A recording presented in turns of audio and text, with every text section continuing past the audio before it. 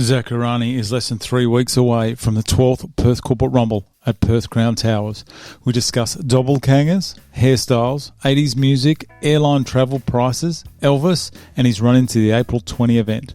Special thanks to Global Rewind's major sponsor of today's guest, as well as naming rights sponsor Gobsmack Sports Mouthguards, Link Support Solutions, MVP, Studio 22, Counterbalance Fitness, all major sponsors of the Perth Corporate Rumble.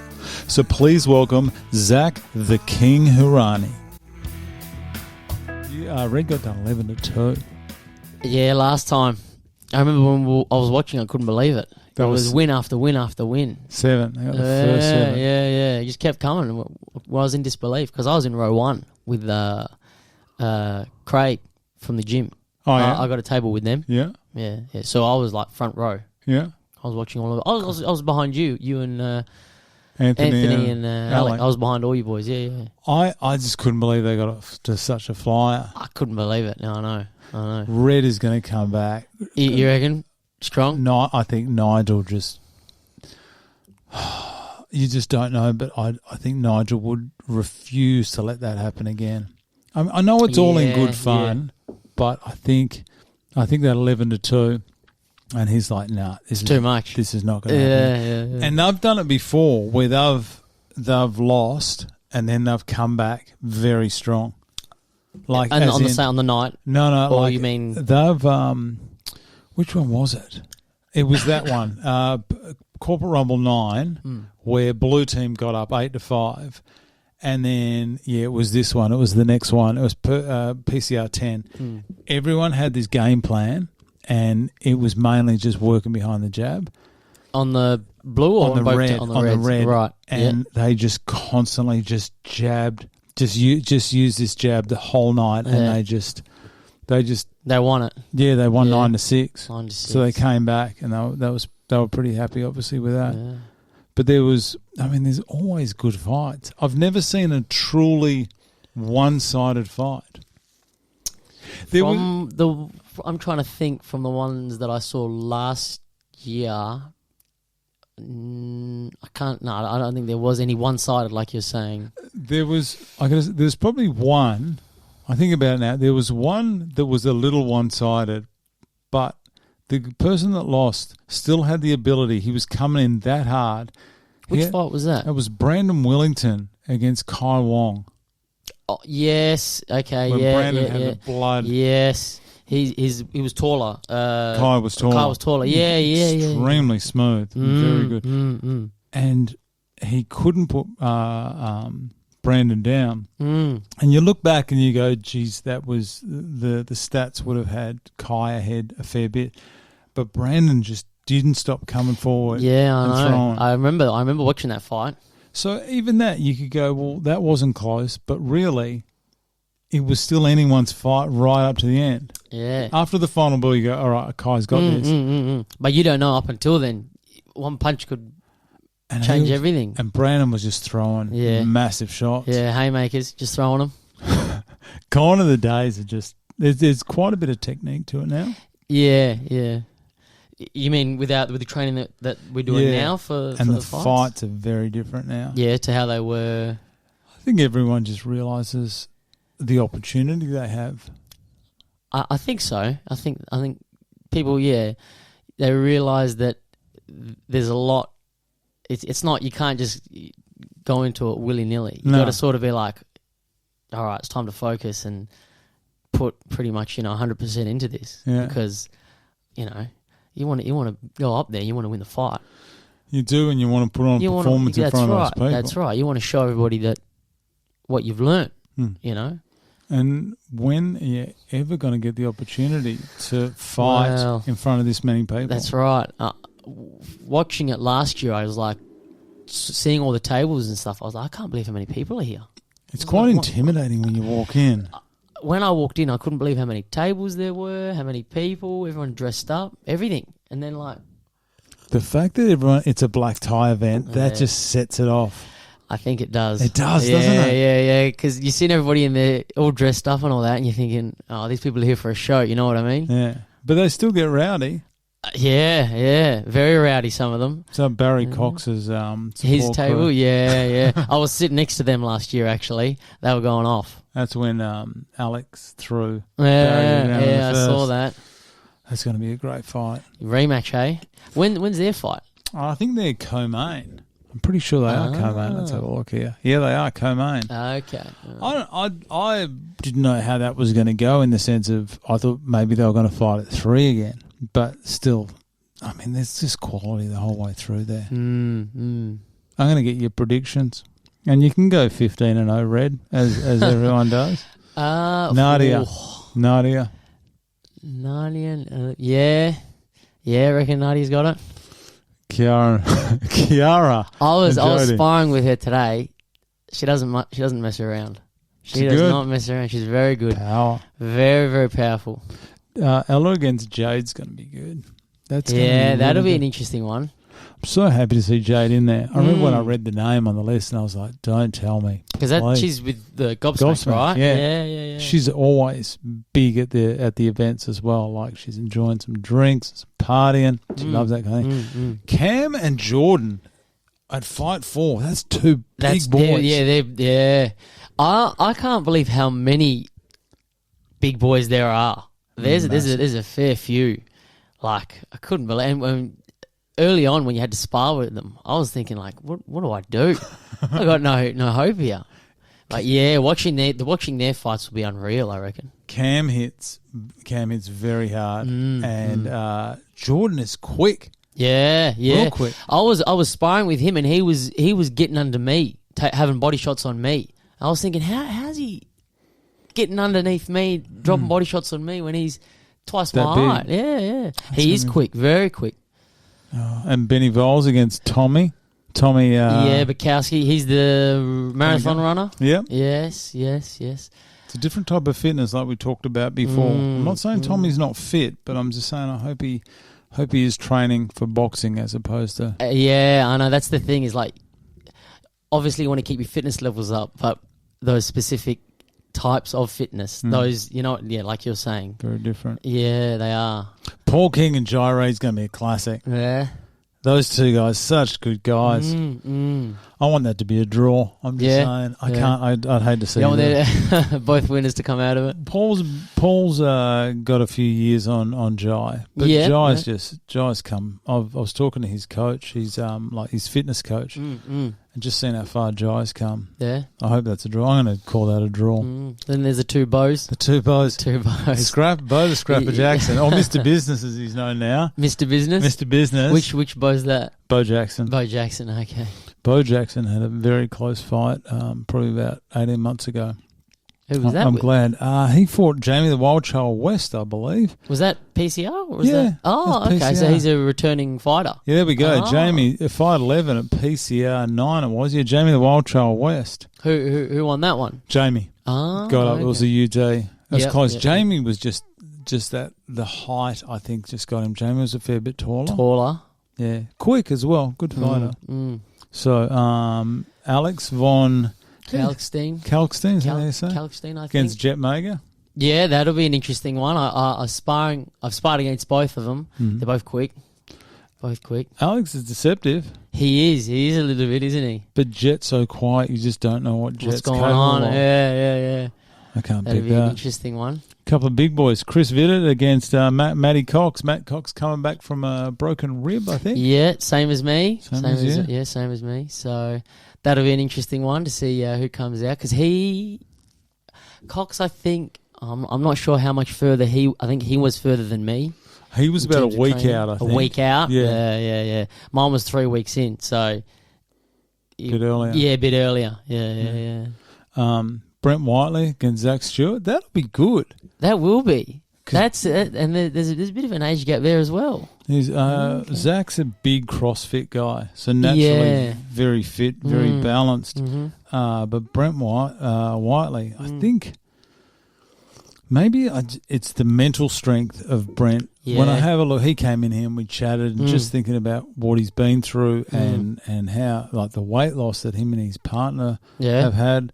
I think very strong mentally. I think Brent is. Was that a recent journey that he was on, like losing weight and all that? I think over about the last 12 to 18 months. Oh, okay. But I think he's dropped like about 40 kilos. 40 kilos. Mate, he was a big boy. Wow. And that is impressive. And his wife looks fantastic as well. Wow. She's done the same. There you go. So it's a lot of weight, isn't it? That's a lot of weight to drop.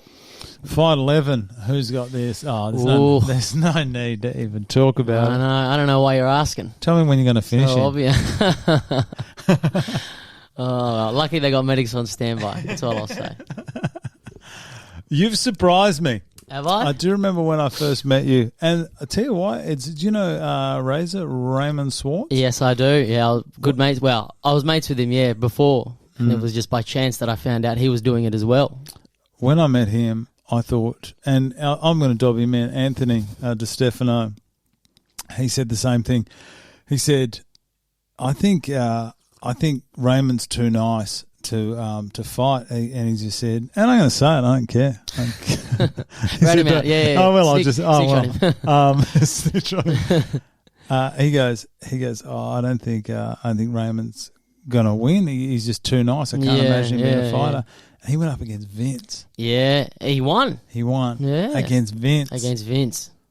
Vince is an angry man now. He's back again, isn't he? He is. He's back coming for blood straight after you. Who's he?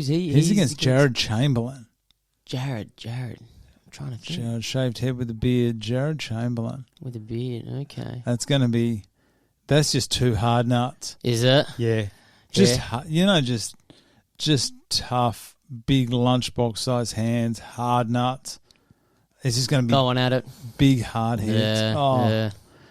Well, that's similar to what the fight was between him and Raymond last year. They were throwing bombs. That was close. Was that a split? That was a split. That's right. Raymond Swartz split decision over Vince. Fight 10. That's right. We had two. That was a real close one. That fight. Yeah. That was very close. After that, Scotty McMullen against Andrew Catalano. That'll be all right. Catalano. He's like a bulldog. He is. He hits like a truck, that one. He doesn't mind copping one. He no. He just keeps going. Quite a good footy player, I heard as well. Yeah, because I think he plays with Vince. I think footy. I think Vince and Ronnie, and I think Chris maybe as well. Because I think they all know each other. I think. Yeah, but I'm not sure how. Yeah, everyone knows Ronnie. Bloody Ronnie. Drive me mad. Well, I was going to say, you've got... has Ronnie been helping you train? Ronnie moves well for a big boy. Yeah. He's been coming. He's been helping out. Yeah. I know he's good mates with Vince and with Kata, so I can see Ronnie's going to be down there a fair bit. Yeah. That... Scotty McMullen, though. I just think he's another one. He's a bit of a dark horse. He appears to be mentally... quite calm. Yeah. Anything could happen. That's the beauty of the sport, I guess, isn't it? You never know. I reckon that every fight can be, not every fight, but pretty much every fight comes down to the mental strength. Yeah. I think that's what some people will get a lucky hit or an unlucky hit, the way you look at it, and that'll end the fight. Yep. As we've seen a couple of times. But I think the mental strength, who can handle that pressure, who can put friendships aside, and who can just keep coming. Because anyone could win. You're that even with skill. Yeah. Then it boils down to like you're saying, the mental aspect of it. Are they working with you with that? No, just telling you. With the mental? Yeah. I think Craig would be the one to speak. I mean, Nige would be excellent with it as well. I think it's difficult because I suppose they sort of build with each other, the physical and the mental. Like when you're doing some of the drills, or maybe you are sparring and they've got, you maybe with the drills, you're pushing yourself, and it's that like point of exhaustion where you're like, all right, but I've just got to keep digging down and finding that little extra bit to just keep going, and so then they sort of like that plays off each other, working out on that physical sort of builds up that mental, if that makes sense. Yeah, it does. So and vice versa, you know what I mean? Like you have to have that drive or that passion mentally to be like, all right, another set, another drill, another however many punches, whatever. You know what I mean? To push yourself, to keep pushing yourself. So I don't know. I think it's like same sides of a coin. You know what I mean? Maybe that's what changes your mindset. Knowing that you can push through that pain. Yeah. Getting hit a couple of times in sparring definitely makes you reevaluate things. You got to either look back and go, "Wow, do I want to keep doing this? Getting punched in the head?" And then you got to look deep within yourself and think, "Oh, stuff this. I could, throw in the towel and call it quits now." Or no, I go, back to the drawing board. Let's see what I can do better. How can I avoid getting punched in the face? What do I have to do to get better? That sort of thing. I think everyone's had that moment where they've gone, should I be doing this? Yeah, definitely. I had it more so in the last one. Yeah. Because I wasn't quite, I didn't know what was coming. Yeah. And so you definitely sort of faced So you came in blind. In the last one. Yeah. You hadn't been to an event or anything? I had not been to an event. I had not, nothing. It was, I was with some mates at a cafe, Gino's in Fremantle, and I don't exactly remember how it came about. I think because I was doing boxing for fitness at Counterbalance. Yeah. And it just came up, this PCR. Because I think I'd seen some of the people come after our sessions for training. Okay. Yeah, because, we'd finish at 6 with the gym, and then at 6 o'clock the PCR guys would rock up. Yeah. And I'd see the shirts and I'd go, "Oh, what's that?" I didn't know. And then they mentioned this PCR thing, and I looked it up, put in an application, sent it off, didn't hear anything for a couple of months. Then I was away on holiday, and it was 2 weeks before I was coming back. I was in England. I got the email saying I'd been accepted, and I'd forgotten about it. I woke up and I looked at this email, and I was like, "Oh my God, I've been accepted." I was like, "I forgot about this. It was out of my mind because it was a couple of months." Yeah. And then I think they just have to take the time to pick the right people as well. Yeah. Because they almost have to try to. I mean, they don't do the matchups from the start, but they almost have to start thinking about the matchups. Yeah, that early on, 100%. That's the amount of applications there was this year. Yeah, 152. Yeah. Wow. So how do they whittle it down to 28? I don't know. 30 fighters. I stay out of it. Yeah, fair enough. I'm very happy to have nothing to do with any of the fighting, any of the picks. It's just a lot easier to stay out of it. Mm-hmm. Co-main, Barry against Alex. That'll be interesting. What do you reckon? I hope Barry gets it this time. I hope he gets it. I think the same crowd is rocking up that did last time. So there's going to be madness in the crowd again. Yeah, I think so. Well, good. I like it. I like all the shouting. It's part of it. That's what makes it exciting. And it's all in in good fun. Like there's a lot of cheering, but there's no dramas or anything. No, well, I didn't see any last year. I've never seen any dramas there. No, I've got my back to it anyway. Alex Torres, though, I've seen him. He is so active in competition. He had the BJJ comp like 3 weeks ago that he just demolished the guy. Had that MMA fight the other day. He's got this, and then 2 weeks later he's got another MMA fight. He'd have to be the most active fighter I've ever met. That's unreal. He lives and breathes it. He does. Wow. Because he's got his own... His gym. Gym? Yeah. Right. Iron Octopus, I believe it's called.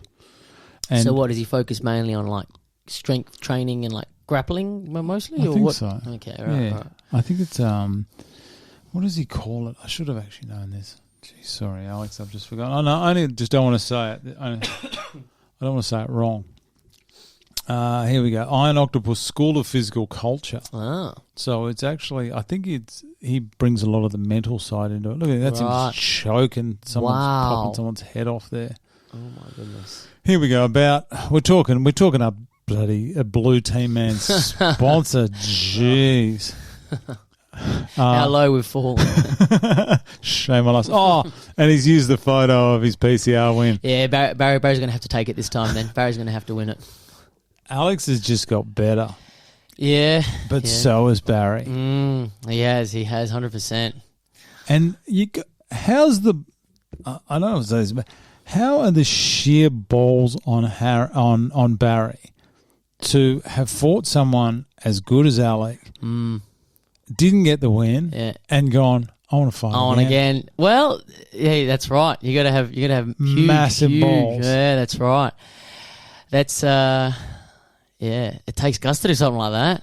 To actually ask to have another fight with an undefeated fighter. Oh well, he's obviously he's passionate about it. Good on him, I reckon. Oh, it's too hard to call. I'm a big fan of both of these guys as well.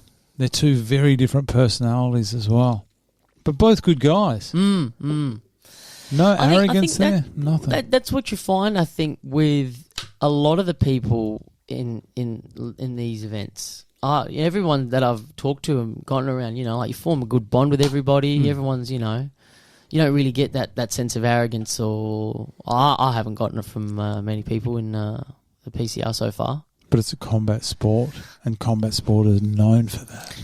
True. How do they do it? I don't know. Glenn will say it's skill. I reckon it's just luck.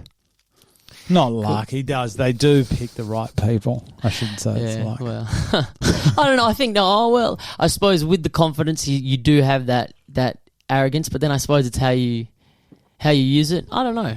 Depends on the person though, doesn't it? And the attitude. I think so. I think boxing, people look at it as a very individual sport, but they bring the team into it. I think since they separated them because the first two events weren't red and blue. They were just matchups. Okay, so it was just you versus your opponent and then the next one. That's it. Yeah, okay, right. Yeah, so there wasn't a team kind of set up. Right. Everyone trained together. Yep. And they split it off in the teams, and I think that was a turning point. I think there's been three major shifts. This is just my opinion, is when they split them into teams, things got way better. Yep. When COVID caused that cancellation, the skill level went up, and also when they moved to the Crown. Yep. Those three things have just, and there's something about this event. I don't know. There is, isn't there? There is. I know. You can't put your finger on it. You can't name it what it is, but there's something about it, like the team you're saying, 100% that sense of camaraderie that you get with your team, which you don't. Well, where else do you get that? You know what I mean? Outside of a combat sport like that, you know what I mean? Where are you going to get something like that? In a combat sport, you'd probably never get it. Not with exactly. That's what I mean. This is such it's such a specific thing, having these teams of fighters, where now, you've got this sort of bond with you with the other red or blue fighters that you wouldn't have if you were just fighting, all right, this is my opponent, that's it. You know what I mean? Yeah, I do. Yeah. And you're going to watch every fight, and you're going to want the red team to win, no matter who it is. That's it. Red. That's all you're going to see. And once you're in a team, that's it. Yeah, that's it. You can never train with the Blues ever. It's done. But that Barry. You know what? We're commentating again. Hopefully, if we're asked. It's almost that's one fight I'd like to sit out. And just watch it. Just watch it, and really. Oh, I just don't know how that's going to go. It's going to be so interesting. And late. And to finish it off, Aaron Tracy, easy as, against Hudson the Hornet Hope. I haven't seen too much of them fighting, so I don't know what, but I mean, they both look pretty good, so, Aaron did it about 18 months ago. He fought Gordy Monteleone, okay. And from memory, I should watch the fight back again. From memory, he stepped back, and he went to a knee, and he got a standing 8 count. Oh, okay. And if you know how scoring works in boxing, the 10-8, the 10-9 must system. No, I don't know that part of it. If you win a round, you judge not on the whole fight. I think you judge on a round 3 times. Yeah. So you got to win at least 2 of them. Yeah. And the person that wins the round gets 10 points. The person that doesn't gets 9. If the person that doesn't win the round just gets absolutely pummeled, it'll be 10-8. Yep. But if you go down, whether it be a standing 8 count or you get knocked down, you automatically lose 10-8. Really? Yeah, so if you go down in the first, you have to win the second and third to draw. Oh. Yeah. Wow. So it's real tough. You don't want to go down. Okay. And plus you can, like normal boxing, if you get knocked down 3 times in the one round, it's over. Yeah. But with this, you can get knocked down once in the whole fight. So if you get knocked down in the first round and then you get knocked down in the third, fight's over. Yeah. So if you go down, you cannot go down again. I know. That's all right. Just stay on your feet. That's it. That's all there is to it. Dance around. Kev's not going to be able to touch you. That's it. Hudson, the only reason I was looking at Hudson is because I thought if I ever fight, if I fought in this one, I'd probably be matched up with Hudson. Yeah. And then I saw him box, and I think there's no way in hell. Do you think maybe that's the thing, though, where like you were saying before about how you get, because even Nigel and Glenn were talking about it, how you get matched up with your opponent, and in your head you're going, I couldn't beat this guy. Why are they matching me up with him? Oh, you know what I mean? Like there's that sort of that self-doubt that's in the back of your head a little bit going, I can't beat him. You know what I mean?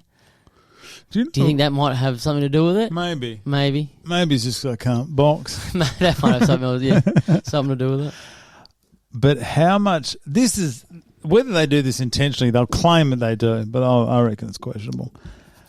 How much more satisfying would it be to win a fight against someone that you didn't think you could win a fight against? Way more. Because you don't want to fight some pie. No. Imagine that. Imagine matching up with someone. And you're whooping them. Yeah, you go, this is no fun. Yeah. No enjoyment. No. You want the challenge. You want to get in there with someone that you go, I don't know how this is going to go. Yeah. Well, because then that's where you're going to be, having to show off everything that you've learnt. Yeah. Otherwise, if you're just stuck in there with a soup can and you're knocking them around. Yeah. Oh, that's no good for anyone. Yeah, exactly. Who wants to watch that? They do it well. Yeah. It's hard to believe that those two, Glenn and Nige, came up with this. Unbelievable. Yeah, they are very good. Like I said, all the fights that I watched last year, they were close. They were real close. Very close. Yeah, very, very close. It's always you go back through, you watch any of the old fights. Surprise there's not more split decisions. I'll be honest. It's normally UD, which is like 3 judges. Yeah, they've all picked the one fighter. But still, some of them could have gone anyway, especially the girls. I just cannot pick the girl fights. I don't know. Oh, they're just so... Just close. Yeah, so close. Really close. The girls surprise me with... There's often a bit of... Well, I've seen a few times, there's a bit of blood. Yeah. And if anything, that just fires them up even more. Yeah. I can definitely see that. Oh, it's going to be madness. 100%. 19 days. Yeah, it's crazy. It's coming up quick, very, very quickly. I can't believe it. 2/3 of the way through. I know. That is madness. 19 days. We'll blink and it'll be the night. That last one, well, you pretty much only got 2 weeks of training left.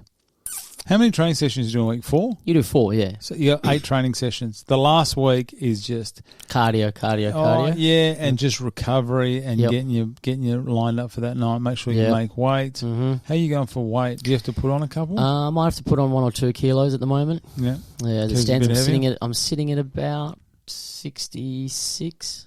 Okay. So I got to aim to get about 67, 68. Okay. Yeah. That'll be all right? Yeah, I should be all right. Yeah. That's better than cutting weight. Yeah, I have. Even earlier, like at the beginning or before the training started, I was trying to put weight on. I was trying to get to like 70. That was, it's just, I don't know, it was a struggle. It was a struggle trying to get to 70. To put weight on? Oh, I was eating boiled eggs every day, chicken and rice. I still am, but like just the quantity. Just trying to eat as much as I could, just trying to get food in me. To just try to get to 70. I just could not crack 70. Alcohol? Didn't touch it. No. That's probably a very smart thing to do. I wasn't going to touch it. No. Well, that's good if you can maintain your weight as well. Where I am at the moment, maintaining is pretty easy. I think Kev's sitting at about 69, 70. 69, 70, yeah. So If I get on 1 or 2 kilos, I should be all right. Yeah, that's fine. I think you got to be within 3 kilos or something of each other. Something like that. I think they're all catch weights as well. It's not like you got to fight in the super bantamweight division or anything like that. No. It's just we'll make an agreement here. Yeah. So, that's the new main event. Glenn Austin. That's it. Nigel Groves. This one here, I put this up today for April Fool's Day. By the time this goes out, everyone's going to know it's an April Fool's thing anyway. Yeah. Okay, I got to ask you straight off the bat, who is that? I don't know. It was sent to me by a mate from, I don't know when they sent it to me, and they said that like this was my doppelganger from the 70s in Italy. And the guy next to him looks almost exactly like someone I went to school with. Aaron Senzio. So so someone sent that to me, one of the guys from high school, and said like, this is uncanny. So I just made it my because I just, and even I think if you check the comments, or maybe not anymore, might have been deleted or something, but I think someone was like, is this Photoshop? Like who is this? People, I think my own dad was like, did you Photoshop this? And I was like, that's not me. That looks so much like you. I asked Anthony and Alec, is this you? That's what I'm saying, that when I got this sent to me and I posted it, I got that many messages from people being like, was this one of your uncles, like great-great-uncles? Was this... and I'm like, I don't know. This was sent to me randomly. This was like 2 guys from the 70s in like Milan or Florence or something. And that's the only connection I have to the photo, except for the fact that I look identical to the bloke in it. Exactly the same. I thought it was you posing in these clothes, and then I went into the background and I saw everyone in the background is dressed that way as well. Yeah, and I went, this can't be real. No. Yeah, so I think, like I said, I think it must be a photo from the 70s in Florence or Milan or something. I don't know exactly where. And yeah, if you go to the guy Aaron Senzio and you look at his profile, you'll go, he looks exactly like the guy as well. Where's Senzio? That's him there. With the full crop of hair. That's him there. Oh, he does. He does, doesn't he? He does, yeah. That's what I'm saying. The same nose and mouth. It's not just me in the photo, it's him as well. That's what was even creepier about it. But yeah. So I just put it up as my my background photo because I loved it so much. That's funny. That's actually a bit scary. It's a bit scary, isn't it? Well, don't they say there's like 3 or 4 people in the world that look like you? Something like that. Maybe. Something I got to talk to you about. Yeah. Another classic. I love MILFs. Yeah. That's, I don't know. That was a night of drinking. Debauchery? Yeah, debauchery. And look at the drinks in the background. Yeah, Swan draft. Yeah, there was a lot going on that night. That wasn't my shirt. Someone else had it, but I saw it and I said, I need a photo with it. So that's what happened. You know Hudson's got a tattoo here. Yeah. That said MILF Hunter. I did not know that. On his lip. Well, I'll have to show him this photo. We can be MILF hunters together, maybe. The MILF hunter crew. Yeah. You had some of the greatest hair that I've ever seen when you were younger. Here we go. Yeah, you've gone through it. I had a lot of it. I went back. It. Yeah. There's one, I'm not sure if you'll be able to find it. I don't, because I didn't post it. But if you search my name and then go to photos or like posts on Facebook, I'll see if you can find it. Otherwise, I've got it. I think I've got it here. Do you know who you look like there? Who? You look like Sacha Baron Cohen dressed like Elvis. Yeah, I'll take it. I'll see if I can find it. Why didn't you? Did you ever have like the big quiff? Yeah. That's what I wanted to. I'll see if I can find it because was it heavily greased? It was heavily hairsprayed. It was unreal. Hold that up to the camera, please. I don't know if they yeah, that's got it. You can see that. That is absolutely glorious. That was like, I'm talking, that was like 2 years of non-stop hair growth. That was a lot of hair. It was too much. I had to cut it. It was the maintenance of it. I was going through like half a bottle of hairspray every 2 days. Couldn't wear a hat. Why would you wear a hat? Well, exactly. That was my hat. That was protection from the sun. That was protection from everything. That's glorious. I see. Look like Bruno Mars. Yeah. Well, yeah. That is... What nationality? Italian. Okay. Whereabouts in Italy? From the south in Sicily? Calabria. Oh. Yeah, even better. Calabria. Southerners. Some of your photos there, you are part of Panda? Panda, yes. Panda. It Tell was me about Panda. Well, it was an acting group at the University of Notre Dame. I can see your hair there. Yeah. So I was at uni for a bit. What did you do at uni? I studied behavioural science, but it wasn't for me, so I dropped out. But while I was studying, I was enrolled in this acting. Enjoy it? Oh, yeah, I enjoyed it. I did acting for a bit, and then I did the behind the scenes, like the set design and all that, building the sets for the plays. Yeah. What do you do for work now? Now I'm an electrical fitter. Okay. I fix electric motors at Global your Rewind. sponsor. Yeah. The sponsor of. Thanks for finally sending me that logo. You're the last one. Jesus. Better late than never. Would have been nice early when everyone else submitted them. I was away for a week. But Global Rewinds, they're just around the corner from here. They're not far, are they? Bayswater? No, they're in Bibra Lake. They're around the corner from me. Okay. Yeah. What am I thinking? I thought they were around the corner. Not sure who you think. Just one office? Yeah. So it's a sole business in Bibra Lake. Just the one workshop. Yeah. There's about 15 of us. Okay. Yeah, 15, 16 of us working in there. Yeah. What is a motor rewind? Because what I think it is and what it actually is probably two very, very different things. Probably. I can try and explain it, but you got the electric motor. Yeah. And then inside of it, you've got the windings, which is the copper. The copper. Yeah. So a rewind is when you pull out all that copper, you make new coils, you wind new coils, and then you fit them in. What does the copper do in a motor? That's what passes the current, which allows creates the magnetic field, which makes the rotor spin, which makes the electric motor do the work you need it to do. Good as new? Good as new, yeah. Good as new. Yeah, good as busy? New.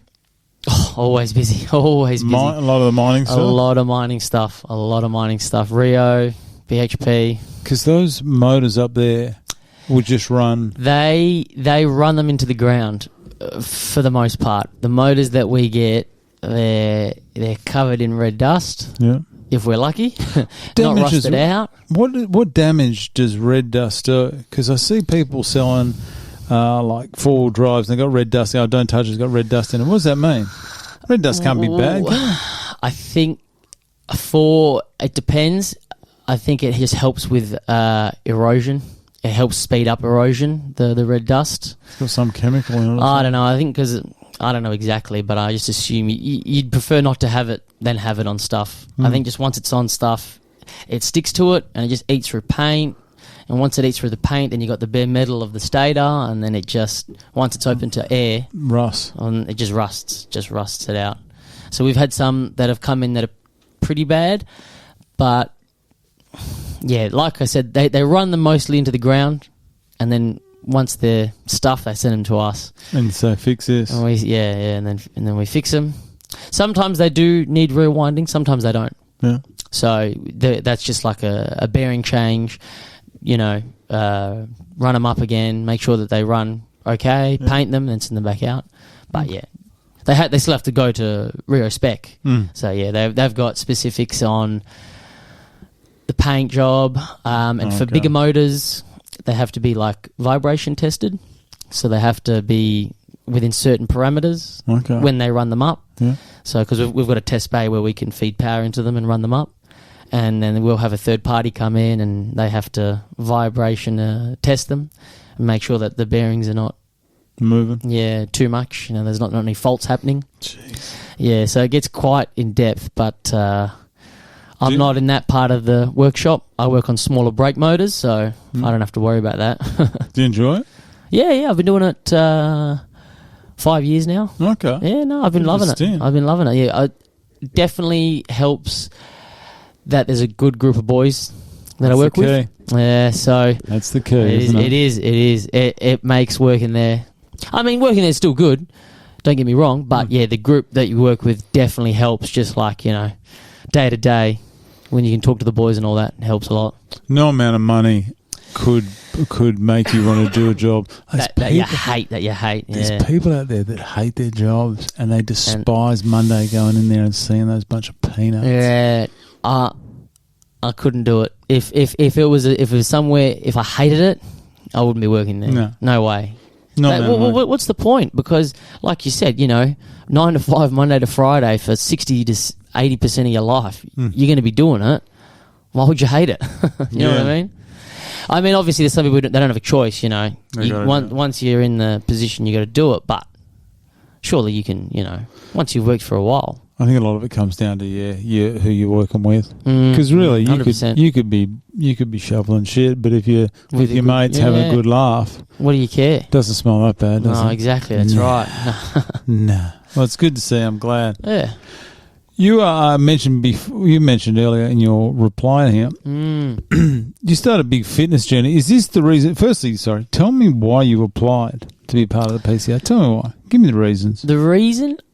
Is it I think it was to push myself more than anything, because I'm not really. I've never really been a violent guy. I've never in any contact sports growing up. No. Not really. I didn't play much soccer or footy. I think I played growing up badminton. Okay. I played a bit of squash. So not much contact. Not much contact in either of those sports. So I think I did do initially. I was doing boxing for fitness at Springers, which is the South Freo. Where the grandstand is? The South Freo Footy Oval. Yeah. The grandstand underneath it, there's a gym. Oh, is that where the footy players train? I think that they've got their own one now. They've got their own facility. Okay. With the Bulldogs Club. South Fremantle. The South Fremantle. Yeah, I think that they've got their own facility now. Okay. But I think that they used to train in the one under the grandstand. Yeah. And there was this place called Springers, and I was doing boxing for fitness there for about a year. Then I had a bit of a break, and then I started going to counterbalance. Oh, okay. So you live down that way?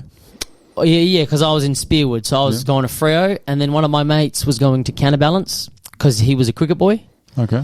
Oh, yeah, because Glenn's right into training people for cricket sport specific, isn't he? Yeah. So that he said, oh, you've been doing boxing at Springers, why don't you come to counterbalance? I thought, all right, I'll give it a go. And then I was doing that for a couple of months, probably more, closer to half a year. Yeah. And then that's when I saw those PCR people rocking up, and I was like, oh, I wonder what that's all about. And then, it was just one night at Gino's when I was just talking to my mates, and they was like, oh, you should do it. And I was like, why not? What's the harm in trying? Yeah. So I applied and sent it off. Got in. Couldn't believe it. You said that you weren't always fit, though. Did you used to have So, growing up, I wasn't very active. Just wasn't active. Like I said, I wasn't really a very sporty kid. I'd more prefer, PlayStation or computer games growing up. So I didn't really, in terms of fitness... There's nothing wrong with PlayStations, mate. No, nothing wrong with it, but I didn't have any... I wasn't that fit. Yeah. And I didn't really have much sport, to get behind. And I wasn't really interested in any. That's why I don't think I pursued them. Because obviously, in school, you had to do PE, stuff like that. And I hated it. I hated it. But now, doing any form of exercise, I get behind it. I really enjoy now. You know what I mean? So I think it's a bit... It's definitely been like a mental shift of like framing how, what I enjoy. Because if I was doing this stuff 10 years ago, there's no way. There's no way I would have been enjoying it. I would have hated it. You know what I mean? Why do you think you enjoy it now? I think I'd probably have to say, like growth in terms of physical and mental growth. I'd have to say for the most part. I'm not sure. I'm not exactly sure where this drive of like self-betterment came about. I'd say it probably happened maybe, I don't know, 2 or 3 years ago. Yeah. I just got, I don't know, it hit me like, actually, you know what, one of the funny things was, I think, which really sort of, because at this stage I was doing a bit of boxing for fitness, but then I was like, I've got to sort of start really ramping up, you know, it's like start going to the gym, doing some weights, doing some cardio, you know, like start changing my eating habits and stuff like that. Was one of my mates, his dad bought a freezer. No. He already had one of those deep freezers, the ones that open up. Chest freezers. Yeah, the chest freezers. Yeah. He bought one of them, and he hollowed it out. Ice bath? Yeah. Tell me about it. He'd made his own. And one day, all the boys rocked up, because Daniel, my mate, he said, "You boys got to come around and try this. You got to try it." So we all rocked up, and I think maybe 2 of the 6 guys had done one before, because they were footy boys, so that was like part of their recovery, sitting in the bins with ice. But the rest of us never done it, and it was like, all right, we'll try and, you know, do 4 minutes, jump in the water and do 4 minutes, and it had a thermometer, how cold, sticking out the side, and this thing was sitting at about like 2 degrees. How do you stay in there for that amount of time? Does it get easier as time goes on? Definitely, but you have to keep doing them. You have to keep doing them. The first time I did it, I did 4 minutes, but it was hell. It was hell, and it's definitely 80% of it. 80% to 90% is just the mental battle, because you get in and everything's screaming to get out. Oh yeah. So then that was the first time. The first time I did it, you know, you go in slowly, and it's just the air sucked out of your lungs. You're going, what the hell am I doing? Everything's freezing. But my mate gave me good advice. He said, just slow your breathing down before you get in, and just, you know, you got to tell yourself that you're not going to die. Yeah. So, you know, at the end of the day, what do you have to be worried about? You're not going to die. It's just cold water. How do you feel after? Unreal. Really? Unreal. Yeah, that first time I came out and I was shivering and I was a wreck. But I did the 4 minutes. I couldn't believe it. How long before you started feeling better? Probably half an hour afterwards. And what did it feel like? Like, just felt light, like I was walking on clouds. Just felt unreal. And then we sort of made a habit out of it. So me and my mate Daniel, at least once a week, I go to his house, and now they've got a sauna, an inbuilt sauna in the shed as well. So we'll go and sit in the sauna for half an hour or 25 minutes. Infrared? Stones. Yeah. So we'll sit in there for like 20, 25 minutes, hop out, and go jump in the ice. Oh, full range. And then get out. How's that go, going from one to the other?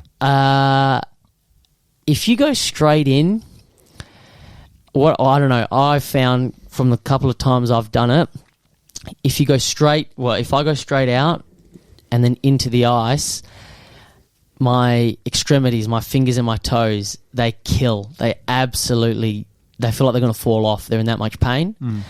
But if you get out and you just give it a couple of minutes and just cool your body down a little bit and then get in, it's okay. Yeah, my fingers and toes are all right. But I wonder what it is about changing the temperature of your body, whether it be hotter or colder, that actually makes you feel better. I think it releases a bunch of endorphins and stuff, because it's like you sort of purposefully activating that, like that fight or flight. Because it's stress at the end of the day, what you're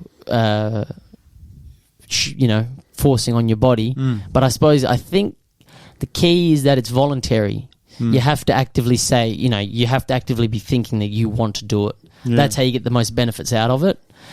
Because, for example, on that first time I'd done one, there was one guy with us, and he looked at the ice, and he said straight away, he said, I can't do this. So he'd already mentally lost the battle. And as soon as he got in, I think he only lasted like 30 seconds before we had to pull him out. Okay. So I think it goes back to what I was saying, how a lot of it's like that, just that mental, you know, straight away, if you're looking at it and you're saying, I can't do this, well, you've already set yourself up for failure. You know what I mean? Whereas, you know, if you look at it optimistically and say, all right, how can I overcome this? Let's give it a shot. Let's try. I think automatically then your chances of succeeding much higher. Much higher. And that's just from how you framed it. You know, it was still the same 2 degree water for me and the other guy. I was able to do 4 minutes, and some of the other guys were able to do 4 minutes, but he wasn't. It's still the same cold water for all of us. So it's just the mental aspect, I suppose, that changes. I don't think people put enough emphasis on how important the mental side of anything is. Yeah, I agree. I mean, the physical side is obviously needed. It is needed. And I think that also goes back to what I was saying about how they tend to go hand in hand, the mental and the physical.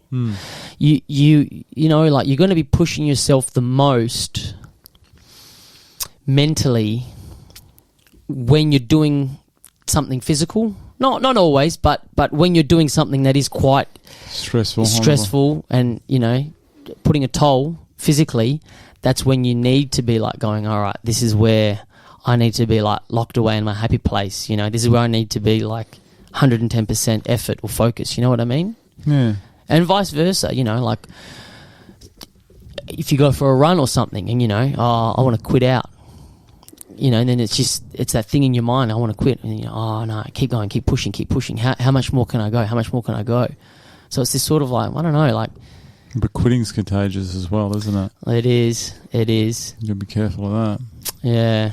I read that the physical pain is what people enjoy the most. And it's funny, it's almost like self-inflicted, consensual, controllable pain. Is like, seems to be the best. Yeah. It's quite odd, isn't it? Because we try to avoid pain all our life, but then again, pain brings us the most happiness.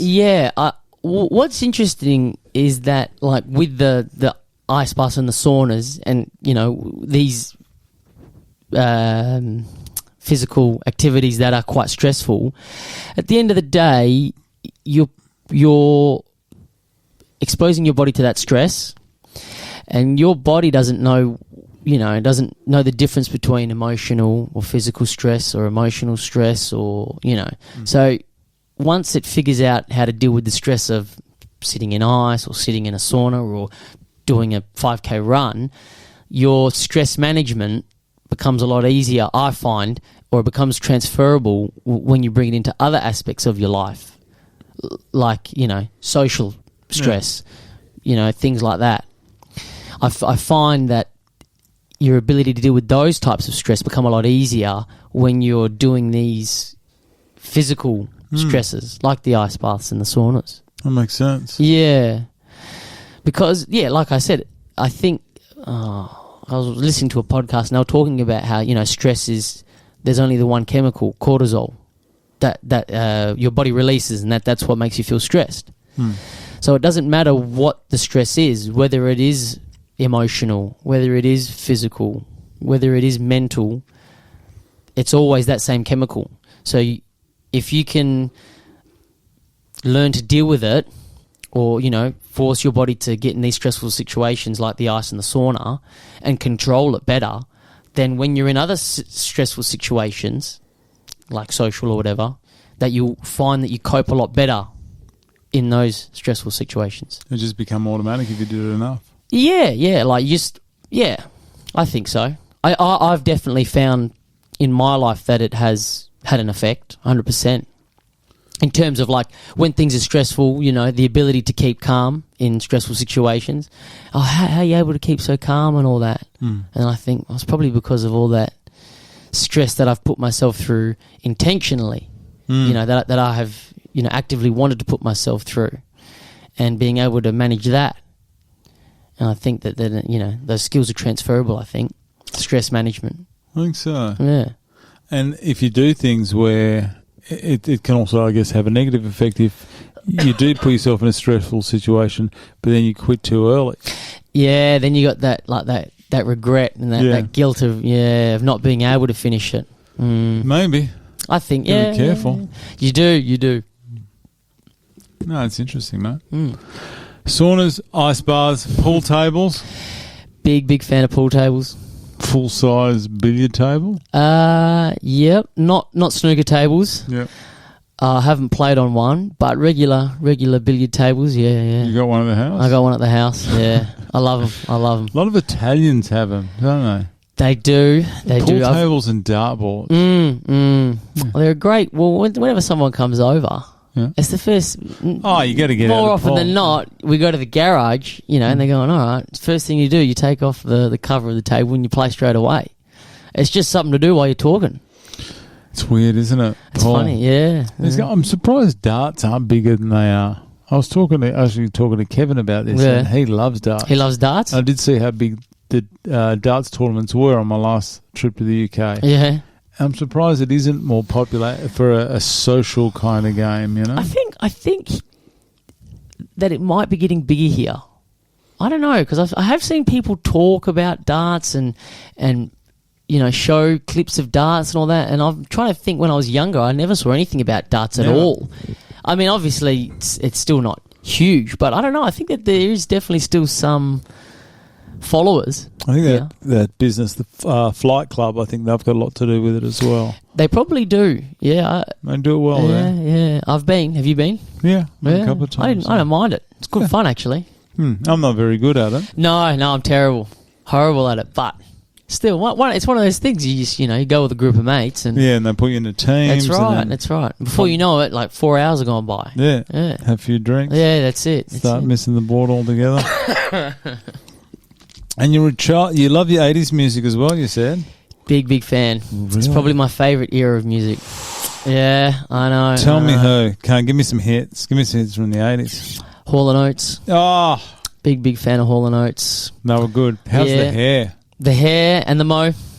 It was John Oates and Daryl Hall. Daryl Hall. John Oates. Daryl Hall got all the attention, and Oates was sort of the funny guy in the background, wasn't he? Yeah, playing guitar. Out of touch. I remember. Out of touch, yeah. They've got heaps. They've got so many recognisable tunes. A lot more of their songs you didn't realise it was them. That was theirs. Heaps. That's what I go through a lot of their songs, and when I first was getting into them, and I was like, oh, they sing this song?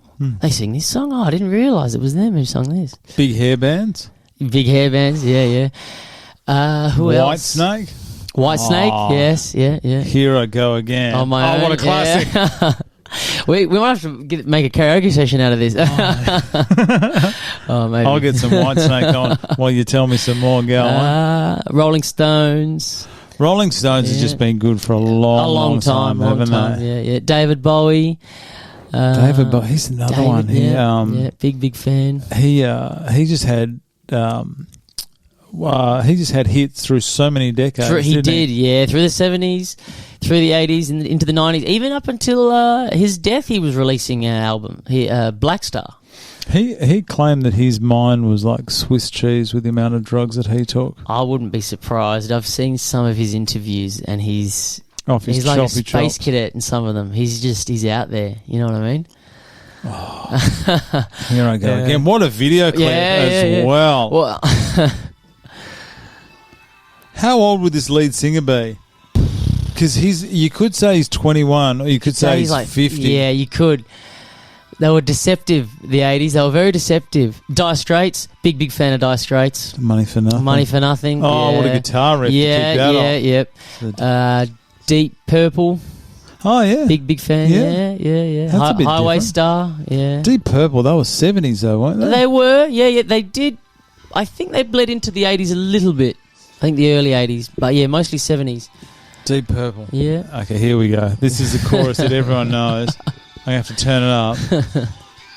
The hair in the 80s. One of the best things about it, I reckon. Sing it, mate. Sing it for me. On here I go again on my own. Go going down the only road I've ever known. Neither of us can sing. Here you go. The best. I love it. I love it. The hair, everything about them. They were great, weren't they?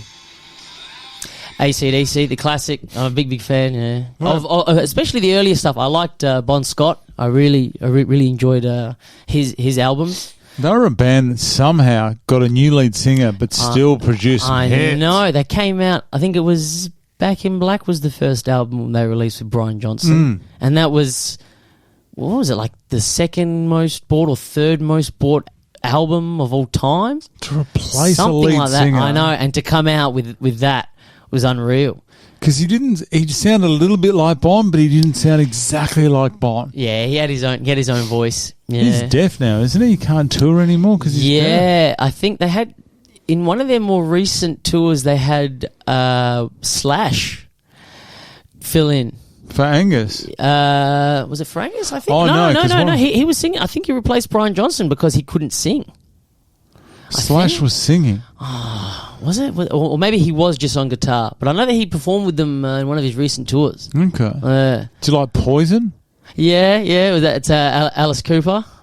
Alice Cooper? Yeah, he was in there. Oh, no, the band Poison. Oh, I thought you meant the song Poison. I remember that. Poison, yeah. That was sort of a bit more pop kind of hair metal bands. Yeah. You had Warrant, you had all those guys. Foreigner.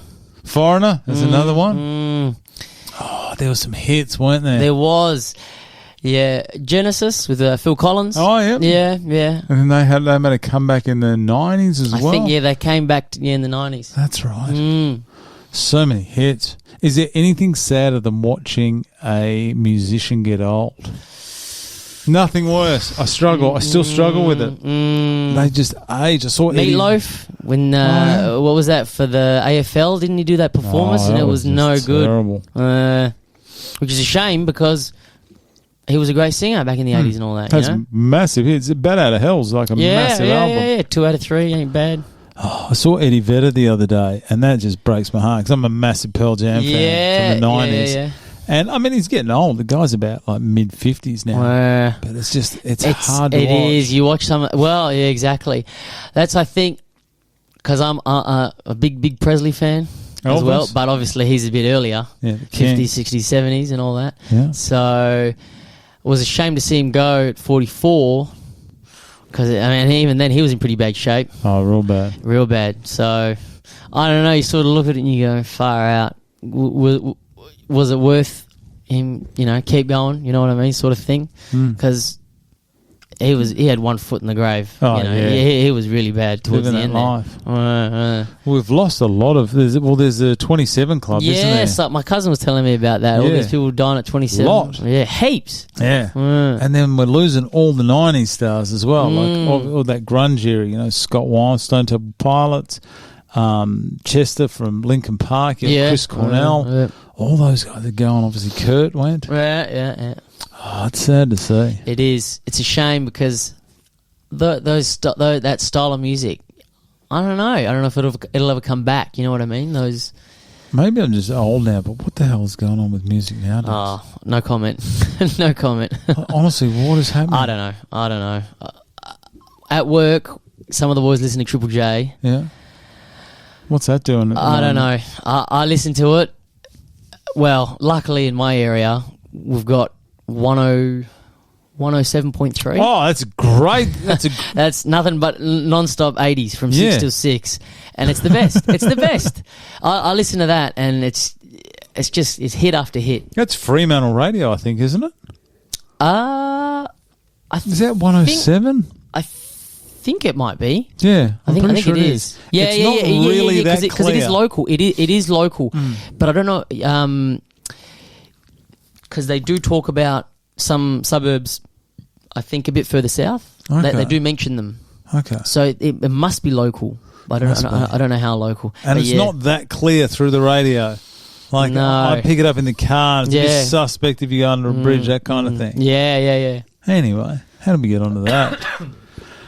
Some great hits from the 80s and 90s. They were the glory days. Yeah. I feel like an old soul. I feel like I was born a little bit too late to truly enjoy them. Imagine you're at Woodstock. Well, you would have exactly. fit in there. I know. Big low cut V shirt showing the chest hair. Full on chest hair. the hair, quiff. everything. I know. You would have looked awesome, my friend. Should we actually get more back onto this PCR? Sure, PCR. Sure, PCR. Yeah. As you can see, I got 0 sleep last night. I'm just holding it in there. So you said this is your last event there. I just want to go back. So your last event was your first PCR event that you've actually been to.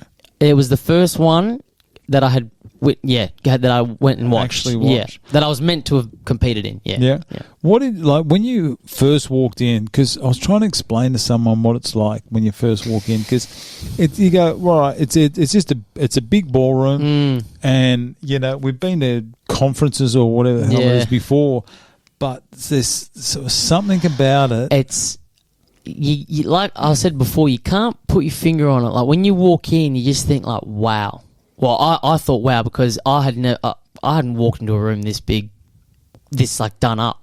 No, I walked in and I just thought this is incredible. The numbers are going to be a lot higher this time than last time. How much higher do you reckon? I am a betting man. If this event doesn't sell out, I will be shocked. Really? There is not that many tables left. Wow. And tickets only came up on sale like last week. They got snatched up. They got quick. Yeah. Because there was about 1,200-ish people with the last one. I think it was about 1,000. 1,000. I think. And what it's past that now. What would sold out be? I'm guessing. I think about 13. Wow. I think. Wow, it's a lot. It is a lot. When you're in that room, I don't know. It's huge, but I don't know how you can fit 1,300 people in there. It's a big room. It's a big room. It is a big room. Tell you what's what I found more intimidating, which is quite strange, and you'll get to experience as well. You do a rehearsal at about 2:00 beforehand, where you all come down, they have a chat to you, and you actually do your walkout with no one there. Yeah, just one at a time. You go through your music, and it's actually really effective because you almost get your nerves out. Yeah, first. right. You get into the ring, you spend time in the ring. The ring's very different. It's a lot bigger than the one that you're fighting in counterbalance. And when I walked into it empty, that's when it felt the most intimidating. Yeah. It's very weird. People were setting tables. I walked in and I went, Jesus. And this is still, and I've seen it 6 times. Yeah, and it's still you walk in and it's got that smell. It's just got that good smell about it. You go, this is all clean. Yeah. This is just going to get rowdy. Yeah, it definitely does. Because I was talking to some previous fighters about like their experience getting in the ring and all that, and I was like, how are your nerves? Because I can only imagine being in the room before you go out to your fight, warming up, and you're hearing everything. I'd be freaking out, and they said, it's a bit nervous. You're a bit nervous, but they said as soon as you get in the ring, they said it all just can't hear a thing. I think some people were saying, the coaches, yelling at you, do this, but he said even then you can't even hear that. You're that focused on. I can hear him. Yeah, I can hear Glenn. Yeah. I can hear Glenn losing his mind. Jeez, I'm coughing today. What's wrong with us? We've got to give up those ciggies, mate. The noise of the crowd, it seems to come in and out, and that's like you can't hear a thing, and then all of a sudden, like you'll actually you'll look up and you'll see it, and you can hear it, and it's very intimidating. But everyone goes through it. Everybody, every single person. Everybody that I talked to, said pretty much the same thing. They were like, it was nerve wracking, or like quite nervous. But then once you're there, it's just you're just strictly business. You know what I mean? So you're just not even thinking about it. Because you've got a few guys on your team who have been there before, they're only going to be able to help people like Vince, people like Aaron Tracy, who have both been in there. I wonder if they're feeling more pressure because those guys have both lost their fight, so they're coming. So it's almost like you need to make up for it. A win. Yeah, exactly. Yeah. Whereas, obviously, if it's your first fight, obviously there's still pressure to win. Yeah. But there's no expectation. Yeah. You know what I mean? I think if you put in the work, you are guaranteed to have a good time, to have regardless, a good night. Yeah, I think so. If you put in the work. That is the one, I think, consoling factor is that, like, as long as you give it everything, then come win or lose, at the end of the night, you can still, hold your head up high and say, anymore. At least I gave it everything, you know what I mean? Imagine if you skipped training here and there and then you gassed in the third and that cost you the fight. And you're looking back and you're going, if I'd rocked up here, if I'd come there, if I hadn't done this. There's the regret. Yeah, exactly. Whereas if you lose, but, you go, well, I did everything I could, I gave 110, you can still be proud about that, I think. When fighters come back and they say it was the best experience I've ever had and they didn't win the fight, you go, Jesus, it must be something else. Yeah, exactly. What else was happening? What else was going on, like, internally that's making them, think that was such a good part of their life that even, with a loss, they're still thinking that. Still loving it. Well, you can see the amount of fighters that come down. I think more fighters want to come down, but they're not sure. Down to training and see everyone and be part of it again. Yeah, right. So ex-fighters, ex-fighter, and everyone is more than welcome to come down. But I know you got your regulars there. I mean, Mongi's there. Yeah, he's there all the time. You guys. Yeah. So I don't know, mate. They must be doing something right to have such a return of people. I have noticed that. About returning fighters, ex-fighters, just coming in and helping out and all that. There's definitely, like, this sense of friendship that you've got, like it's like family almost that they've built, of that manages to bring back fighters, ex-fighters that happy to come around, happy to give up their time and help train, hold pads, whatever. I think it's very special. And now you've gone into teams. This is when everyone's going to start rocking up, and it's not that they don't want to train with everyone, but they secret this is them, and there's a couple of girls. I'm going to call them out. I'm going to call out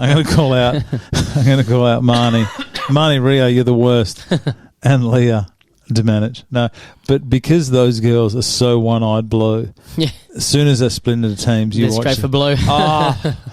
Those two, the three of them between Marnie, Kim, and Leah, they all fought in the same PCR. Right. Okay. And those three are. Yeah, die-hard blues. Yeah. They'll be down there. Yeah. They'll be down there just trying to get those girls ready. Yeah.